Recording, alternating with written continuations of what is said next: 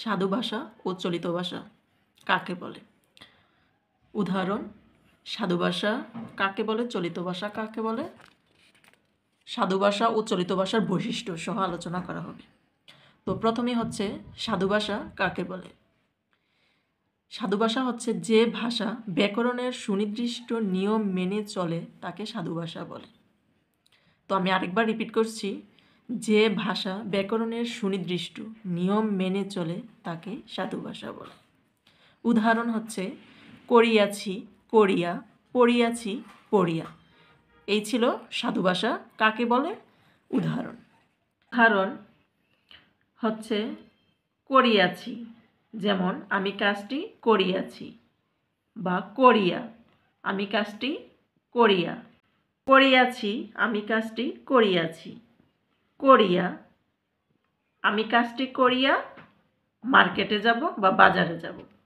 পড়িয়াছি, আমি পড়াটি পড়িয়েছি। ওর পড়িয়া, আমি পড়িয়া কাজটি শেষ করব, ইত্যাদি।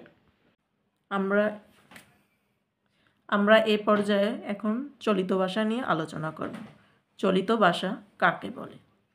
যে ভাষা ব্যাকরণের সুনির্ধারিত নিয়ম মেনে চলে না তাকে চলিত ভাষা বলে। চলিত ভাষা সচরাচর আমরা যে কেউই চলিত ভাষায় কথা বলে থাকি। যেমন উদাহরণ হচ্ছে করেছি, কাজটি সম্পূর্ণ করেছি। করে, যে সে কাজটি করে। পড়েছি, যে আমি আজকে আমার পড়া পড়েছি। পড়ে, সে পড়ে, ইত্যাদি।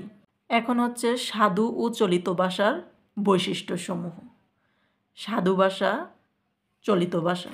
সাধু ভাষা হচ্ছে এক, সাধু রীতিতে সর্বনাম পদ দীর্ঘ হয়, যেমন তাহারা, কাহারা ইত্যাদি।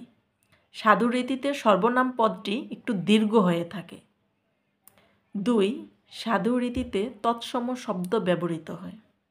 সাধু রীতিতে তৎসম শব্দ ব্যবহৃত হয়, যেমন রৌদ্র উঠিয়াছে। তিন, সাধু রীতির কাঠামো অপরিবর্তনীয়। চার, সাধু রীতি গুরুগম্ভীর আভিজাত্যের অধিকারী।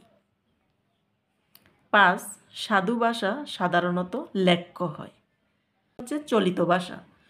এক, চলিত রীতিতে সর্বনাম পদ সংক্ষিপ্ত হয়, যেমন তারা, কারা ইত্যাদি।